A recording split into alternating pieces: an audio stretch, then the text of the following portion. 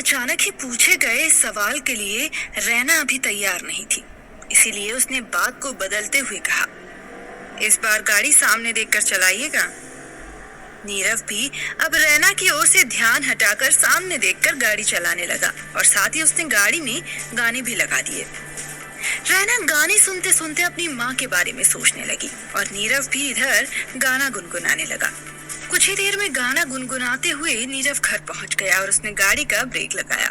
Break लगाने से रैना जो रास्ते भर अपनी माँ के बारे में सोच रही, नीरव गाड़ी से बाहर निकला और रैना की तरफ आकर दरवाजा खोलते हुए बोला, आइए, घर आ गया। रैना गाड़ी से उतरी और देखा कि वो एक बहुत बड़े और खूबसूरत से घर में है। रैना के लिए सब कुछ बहुत नया था, इसीलिए वो सब कुछ बहुत ध्यान से देख रही थी। देखते देखते वो नीरव के साथ घर के अंदर एक हॉल में पहुंच गई थी, जहां एक अधेड़ उम्र की औरत आंखों पर चश्मा लगाए सोफे पर बैठी हुई एक किताब पढ़ रही थी। उसने हल्के नीले रंग की कॉटन की साड़ी पहनी हुई थी और बालों का जूड़ा बनाया हुआ था। उसके चेहरे पर हल्की झुर्रियां और कुछ बाल सफेद थे और कुछ काले। नीरव ने उसे देखते ही कहा, मॉम, ये लो, आ गई आपकी गेस्ट। नीरव की आवाज सुनते ही उस औरत ने अपनी किताब में से ध्यान हटाया और उठकर रैना के करीब चली आई। रैना ने उस औरत को नमस्ते किया और कहा, जी मैं रैना।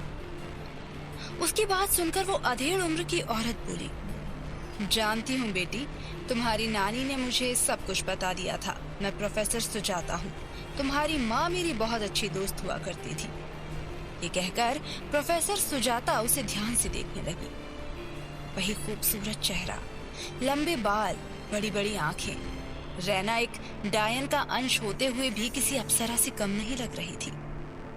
सुजाता के इस तरह लगातार देखने की वजह से रैना को कुछ अजीब सा महसूस होने लगा कि तभी सुजाता बोली,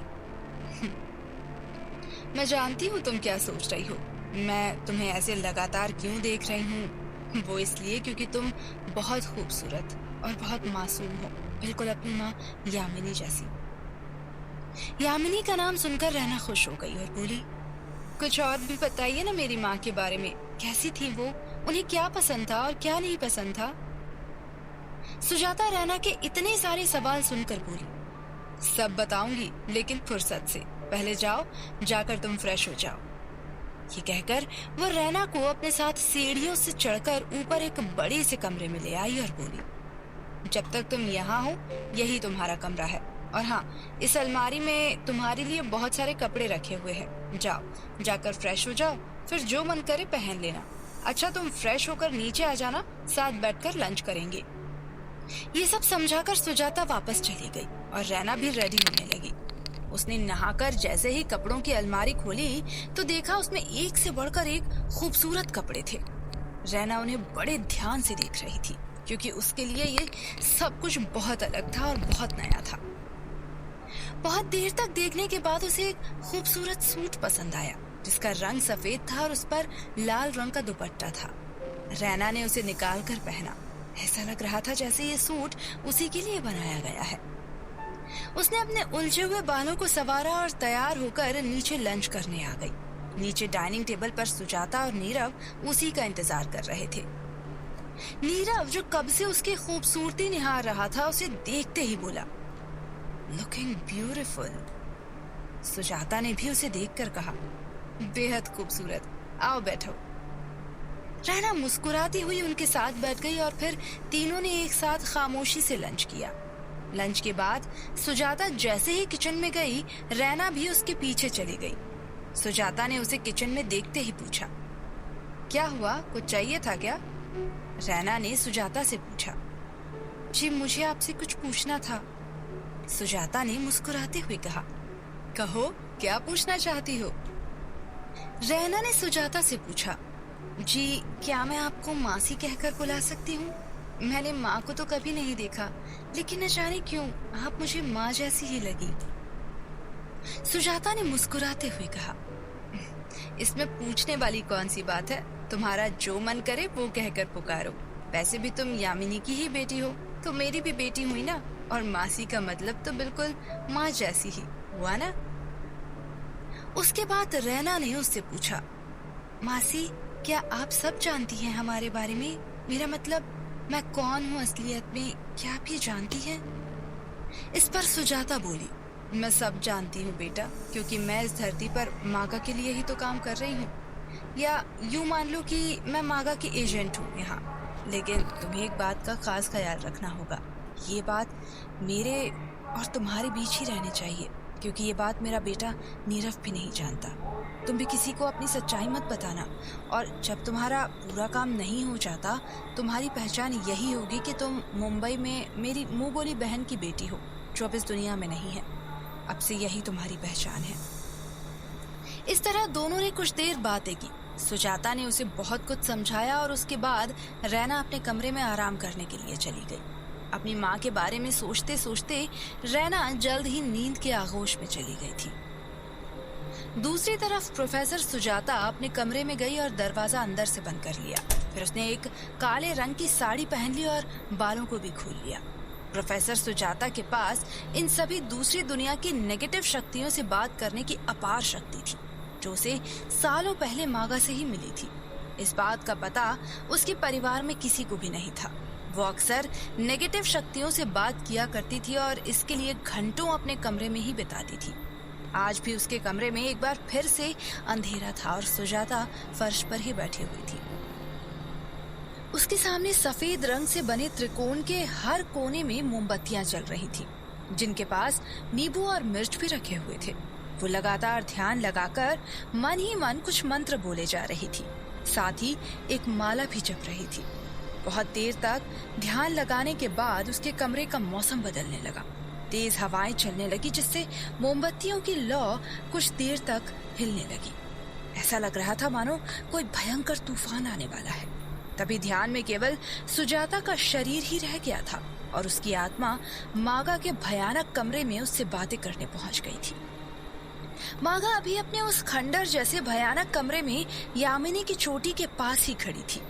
मागा सुजाता की आत्मा से बातें करने लगी। मागा ने उससे कहा, क्या तुम सब कुछ पता लगा चुकी हो? प्रोफेसर सुजाता ने उसे बताया। आप चिंता ना करें मागा, मैंने पूरी तैयारी कर ली है। आपके दुश्मन अब ज्यादा दिनों तक जिंदा नहीं रह पाएंगे। सुजाता की कही हुई बातों को सुनकर मागा को बहुत खुशी हुई।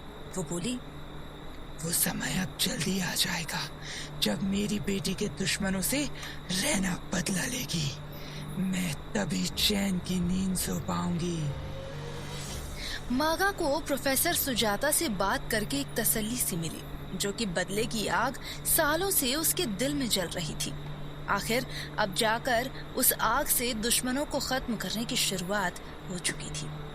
मागा ने सुजाता से कहा, ये कमरा देख रही हो सुजाता? तुम जानती हो कि ये पहले कितने रंगों से सजा रहता था, लेकिन यामिनी के जाने के बाद सब खंडर बनकर रह गया है।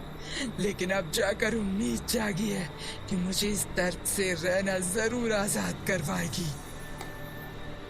सुजाता मागा से बोली, ऐसा ही होगा मागा, देखना एक दिन सब कुछ ठीक हो जाएगा। उसकी बातें सुनकर मागा को बहुत खुशी हुई और सुजाता ने भी वापस जाने की इजाजत मांगी। जैसे ही प्रोफेसर सुजाता मागा से बात करके अपने ध्यान से बाहर आई कि तभी नीरव की नजर जैसे ही उस माला पर गई, उसने माला उठाई और पूछा, माँ, ये माला इस समय यहाँ क्या कर रही है? ये टाइम तो आपकी पूजा का भी नहीं है। सुजाता ने बिल्कुल शांति से जवाब दिया, बेटा, पूजा का कोई टाइम नहीं होता। जब मन करे अपने भगवान को याद कर लो। नीरव ने अपनी माँ को गले लगाया और कहा, माँ, आप भी ना, आप जरूर भगवान की फेवरेट होंगी। सुजाता ने हंसकर नीरव को गले लगा लिया और पूछा, अच्छा अब ये बता कि तू यहाँ क्या करने आया है? इस पर नीरव ने कहा, क्या माँ, आप भूल गई क्या? आज मिस्टर सिंघानिया के घर पार्टी में जाना है। सुजाता ने अपने माथे पर हाथ रखा और कहा, अरे, रैना के आने की खुशी में तो मैं भूल ही गई। जाओ और जाकर उसे भी शाम की पार्टी का बोल दो। नीरव के जाने के बाद सुजाता मन ही मन खुद से कहने लगी, आज की पार्टी भला मैं कैसे भूलूंगी? आज ही तो रैना के नए सफर की शुरुआत होने वाली है। नीरव रैना के कमरे में गया और उसने देखा कि रैना आराम से गहरी नींद में सो रही है। सोती हुई रैना को देखकर नीरव के मन में उसके लिए एक अजीब सा झुकाव महसूस हुआ। वो न चाहते हुए भी वहीं बेड पर लगी एक चेयर पर बैठ गया। सोती हुई रैना बहुत प्यारी और मासूम लग रही थी, इसीलिए नीरव न चाहते हुए भी रैना से नजरें नहीं हटा पा रहा था और वो लगातार उसी को देख रहा था। रैना जो अब भी सोई हुई थी, लेकिन वो अपनी शक्तियों से बंद आंखों से ये महसूस कर पा रही थी कि कोई उसे लगातार देख रहा है। इस तरह किसी लड़के का रैना को लगातार देखना उसके लिए पहला अनुभव था, इसलिए वो घबराकर उठी और बोली, कौन है? नीरव उसे इस तरह डरा हुआ देखकर जोर जोर से हंसने लगा और बोला, कितनी डरपोक हो तुम, सपने में भी डर गई। अभी तो मैं यहाँ था, अगर अकेली होती न जाने कितना डर जाती। रैना नीरव की बात सुनकर बोली, नहीं ऐसा कुछ नहीं है, बस सपने में किसी की डरावनी नजर देख ली थी। नीरव उसकी बात सुनकर हंसने लगा और बोला, सोचो जरा अगर मेरी जगह कोई डायन होती तो। डायन शब्द सुनकर रैना को बहुत बुरा लगा और बोली, क्यों, डायन क्या इतनी डरावनी होती हैं? नीरज ने लापरवाही से जवाब दिया, अरे मुझे क्या पता, मैं कौन सा आज तक मिला हूँ किसी डायन से। नीरव की बात सुनकर रैना ने उससे सीरियस होकर पूछा, सोचो अगर कभी कोई सच में कोई डायन तुम्हारे पास आ जाए तो क्या करोगे? फिर मैं क्या करूँगा, वही करेगी जो करेगी। ये सब कहकर वो जोर जोर से हंसने लगा। रैना ने बात को बदलते हुए कहा, चलो छोड़ो ये सब, बताओ कि तुम मेरे कमरे में क्या कर रहे थे? तब नीरव को याद आया कि वो यहाँ क्यों आया था। उसने अपने सिर पर मारते हुए जवाब दिया, अरे हाँ, मैं तो भूल ही गया, माँ ने कहा है शाम को एक पार्टी में जाना है, तो तुम तैयार रहना।